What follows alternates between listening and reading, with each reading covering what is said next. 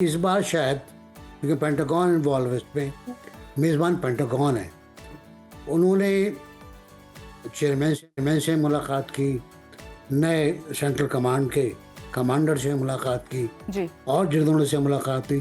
तो ज़ाहिर है फ़ौजी मसाइल पे बात हुई होगी, जी फ़ौजी ताउन पे बात हुई होगी, फ़ौजी कोऑर्डिनेशन पे बात हुई होगी, एक्सचेंज ऑफ इंफॉर्मेशन पर बात हुई होगी। साफ को 9 मई आगाज तो हो गया की नासिर तो साहब। माफ़ी मांगनी है, जी लेकिन पंजाब असम्बली तोड़ने और केपी असम्बली तोड़ने और आइन शिकरी की माफ़ी भी मांगनी पड़ेगी या उन पर मुकदमा चलाना पड़ेगा। प्रोग्राम के सिलसिले को आगे बढ़ाते हैं। मुल्की हालात की बात करें तो पाकिस्तान और अमेरिका के दरमियान कुर्बतें मुसलसल बढ़ती दिखाई दे रही हैं। फील्ड मार्शल सैयद आसिम मुनीर ने 2 माह में दूसरा अमेरिका का दौरा किया। इस दौरे के दौरान उनकी अमेरिका की सियासी और अस्करी क़यादत से आला सतह की मुलाकातें हुई हैं। ISPR के मुताबिक फील्ड मार्शल सैयद आसिम मुनीर ने टेम्पा में अमरीकी सेंटकॉम के कमांडर जनरल माइकल कुरेला की रिटायरमेंट तकरीब में शिरकत की और जनरल कुरेला की शानदार और 2 तरफा अस्करी ताउन मजबूत बनाने में खिदमात को सराहा। हाँ जी, और आपको ये भी बताते चलें कि फील्ड मार्शल सैयद आसिम मुनीर ने पाकिस्तानी कम्युनिटी के साथ इंटरैक्टिव सेशन में 1 घंटा खिताब किया है, जबकि 1.5 घंटे तक मुख्तलिफ पेचीदा सवालों के जवाब भी दिए गए हैं उनकी जानिब से। और इस मौके पर फील्ड मार्शल आसिम मुनीर ने एक बार फिर दुश्मन को 2 टोक अल्फाज में खबरदार किया है कि भारत अब भी खित्ते में अदम इस्तेहकाम पैदा करने पर बजिद है, किसी भी भारतीय जारहियत का मुंह तोड़ जवाब दिया जाएगा। उन्होंने हालिया भारतीय जारहियत को पाकिस्तान की खुद मुख्तारी की संगीन खिलाफ वर्जी करार देते हुए कहा है कि इसमें मासूम शहरियों को शहीद किया गया और खित्ते को एक बड़े तसादुम के दहाने पर पहुंचा दिया गया। पाकिस्तान ने इसका भरपूर और पुरअज़्म जवाब दिया है और वसी तर तनासे को रोकने में कामयाबी भी हासिल की है। फील्ड मार्शल सैयद आसिम मुनीर ने भारत के दोगले किरदार को बेनकाब करते हुए वाज़ेह किया कि भारत खुद को विश्व गुरु के तौर पर पेश करने की कोशिश कर रहा है, लेकिन हकीकत इसके बरक्स है। भारत की खुफिया एजेंसी रॉ की ट्रांसनेशनल दहशतगर्द सरगर्मियों में शमूलियत आलमी सतह पर शदीद तशवीश का बायस है, खासतौर पर। और मोदी सरकार की दोगली पॉलिसियों के खिलाफ कामयाब सिफारती जंग लड़ी है। फील्ड मार्शल ने दुनिया को इस मौके पर पैगाम दिया कि दहशतगर्दों के लिए कोई हमदर्दी नहीं, उन्हें पूरी कुव्वत से इंसाफ का सामना करना होगा। इस वक्त दहशतगर्दी के खिलाफ पाकिस्तान आखिरी फसील है। बिल्कुल ऐसे ही है। और आपको ये भी बताते चलें कि लाहौर की इंसदादी दहशतगर्दी की अदालत ने 9 मई जलाओ घेराव के 2 मुकदमात का फैसला महफूज कर लिया है, जो कि आज सुनाए जाने का इम्कान है। मुकदमात में शाह महमूद कुरैशी, डॉक्टर यास्मीन राशिद, सेनेटर एजाज चौधरी, उमर सरफराज चीमा, मियां महमूद रशीद, आलिया हमजा और सनम जावेद समेत 45 मुल्जिमान का ट्रायल किया गया है, जिनमें से 25 गिरफ्तार जबकि 15 इश्तिहारी हैं। और दूसरी जानिब यौम आज़ादी की भरपूर तैयारियां भी जारी हैं, मगर तहरीक इंसाफ ने 14 अगस्त को यौम एहतजाज के तौर पर मनाने का ऐलान भी कर दिया। और इसी हवाले से सीनियर रहनुमाओं का ये कहना है कि 14 अगस्त को पार्टी हकीकी आज़ादी के मुतालबे के साथ एहतजाज करेगी, जबकि बानी की रिहाई, अदलिया की आज़ादी और आइन की बालादस्ती का मुतालबा भी किया जाएगा।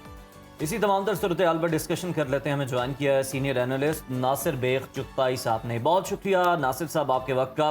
सर, सबसे पहले तो फील्ड मार्शल के दौरे अमेरिका की बात करेंगे तो 2 माह में उनका दूसरा बड़ा दौरा है। फील्ड मार्शल के दौरे पाकिस्तान और अमेरिका के दरमियान ताल्लुकात में फ़रोग़ में कितने अहम और साजगार साबित हो रहे हैं? अस्सलाम वालेकुम और गुड मॉर्निंग। देखिए, ये जो दौरा है फील्ड मार्शल का, आपने खुद कह दिया कि ये दूसरा दौरा है जी, जून और अगस्त में। ये इसलिए ज़्यादा इम्पोर्टेंट है कि इसमें बहुत ठोस बातें हो रही हैं। मेरा अंदाज़ा है, मेरे पास खबर नहीं है, अंदाज़ा है।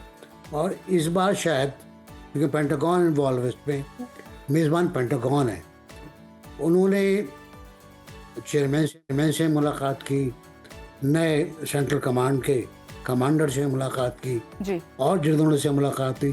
तो ज़ाहिर है फ़ौजी मसाइल पे बात हुई होगी, जी फ़ौजी ताउन पे बात हुई होगी, फ़ौजी कोऑर्डिनेशन पे बात हुई होगी, एक्सचेंज ऑफ इंफॉर्मेशन पर बात हुई होगी।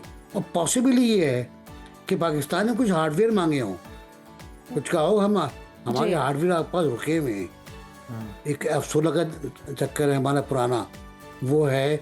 कुछ हेलीकॉप्टर, बेल हेलीकॉप्टर थे हमारे, वो रोक लिए थे अमेरिका ने। कुछ इक्विपमेंट्स थे, कुछ नाइट विजन के हमारे, गॉगल्स थे, इक्विपमेंट थे, नाइट इक्विपमेंट थे, शायद इस पर ही बात हो। और ये बड़ी इम्पोर्टेंट बात होगी।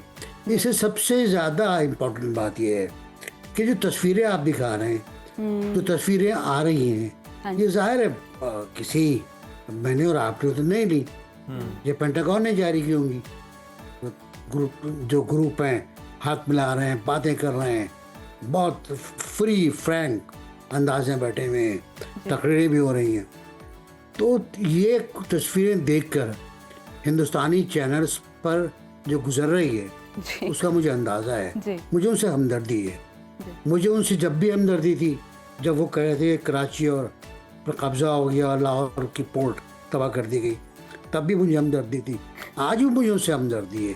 वो बेगाने से कुछ पागल से लग रहे हैं मुझे। वो उनकी समझ में नहीं आ रहा है कि वो कहाँ जाएं, क्योंकि वो जो कुछ कह चुके थे ट्रम्प साहब के बारे में, हाँ जी, कि फ्रेंड कहते हैं वो मोदी साहब उनको, हाँ जी, कि हमारा फ्रेंड ट्रम्प है। फ्रेंड कहा उनको, अब की बार फिर ट्रम्प सरकार कहा, फिर जलसे हुए, जलसे एक बाकायदा रैली के अंदाज में ट्रम्प साहब गुजरात गए।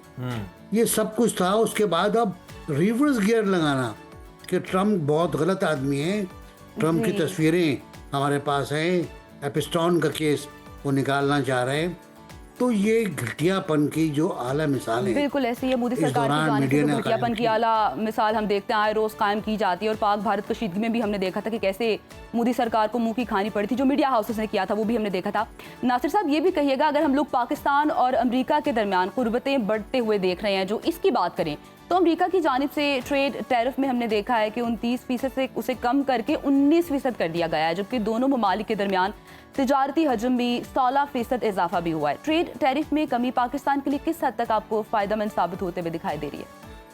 बहुत फायदेमंद होगी। देखिए, अच्छा, इसमें एक जुमला है रेसिप्रोकल, इट मीन्स कि 19% हम देंगे, ड्यूटी अदा करेंगे, और 19% वो देंगे। ये रेसिप्रोकल है, ये किसी और मुल्क के साथ नहीं किया उन्होंने, ना चाइना के साथ, ना कोरिया के साथ। ये साउथ एशिया में सिर्फ पाकिस्तान के साथ हुआ है। सबसे कम हमारा टैरिफ है 19%।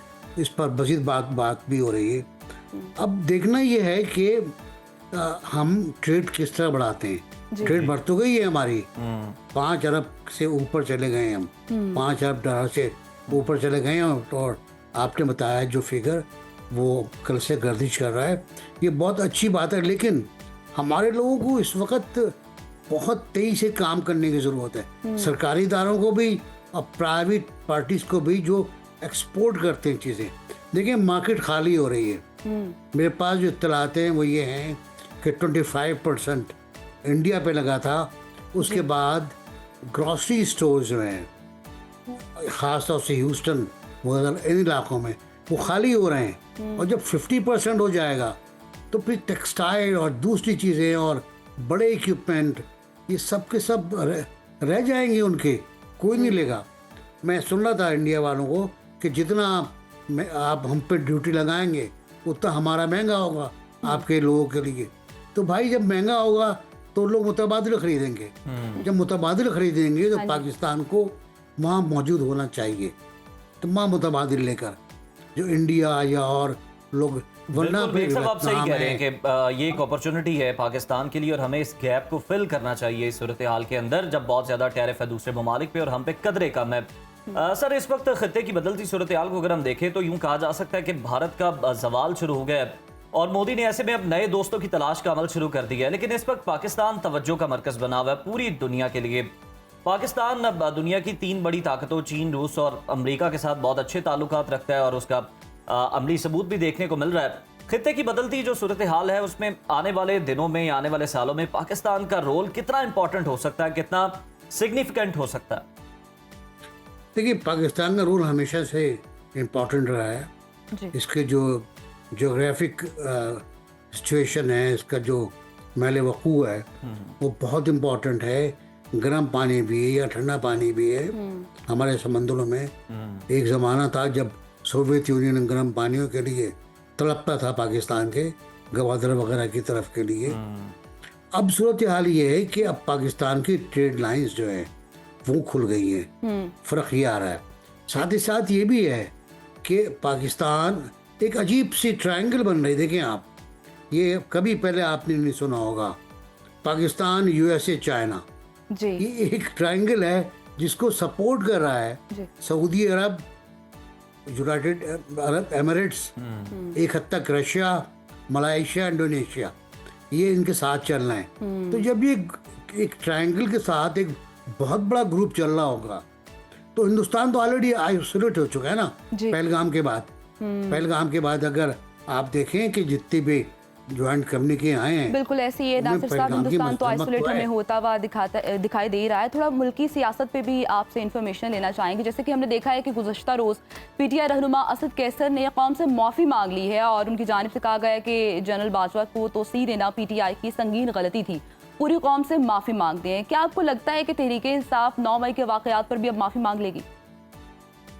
देखिए बहुत तवील फहरिस्त है फातिमा जी कि तहरीक इस्तेक़लाल को कहाँ कहाँ माफ़ी मांगनी है।